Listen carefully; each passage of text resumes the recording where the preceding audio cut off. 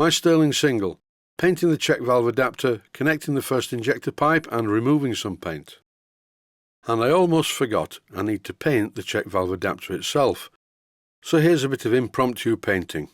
It's not long enough to bother composing any music for, so what I'll do instead is talk over it. I've mentioned in the past that just about every part that you make for your miniature steam engine is a model in its own right. And John Holroyd, who works at the Steam Workshop, is a master of this. I've seen John making components for miniature steam locomotives that aren't even externally visible on the finished model itself. I was once looking at a component that was a piece of brass angle, and it had triangular fillets soldered in place to stiffen up the angle.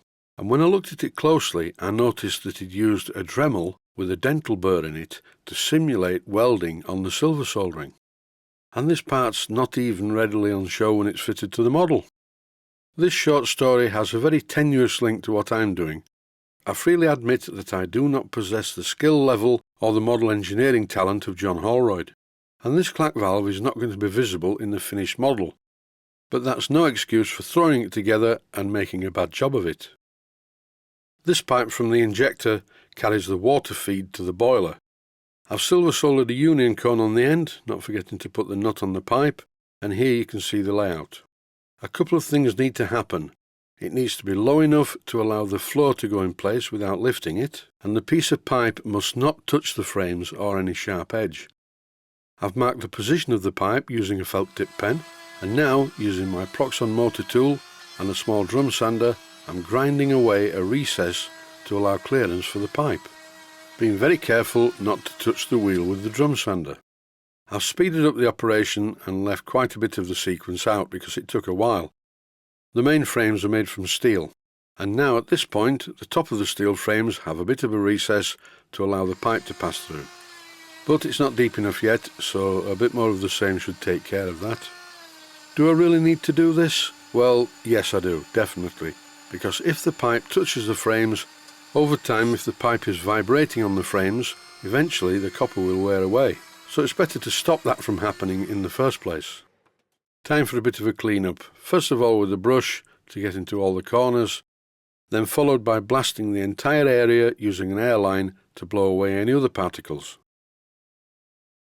Sometimes I get comments from viewers on situations like this. Oh, why didn't you cover it up and why didn't you do this, that and the other? Well, in reality, it's never been a problem.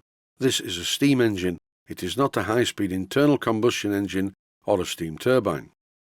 I must admit, though, I don't normally use the airline to blow away metal particles. And if you're doing this kind of a job, you definitely need to wear eye protection and possibly a breathing mask.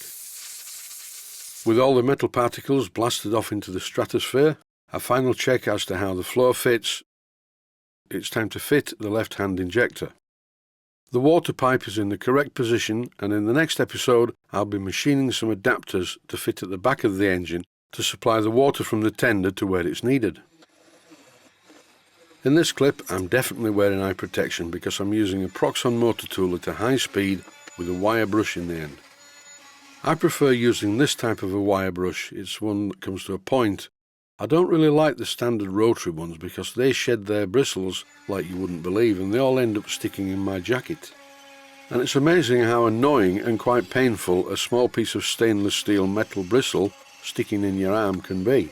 So viewers, it's full PPE every time for this kind of a job. PPE means personal protective equipment. And for this job, as I've just mentioned, proper eye protection is of paramount importance. Most of the paint on these footsteps came away very easily in the tub of cellulose thinners, but what's left is really being stubborn, particularly in the corners like this, and I do need to remove all of it.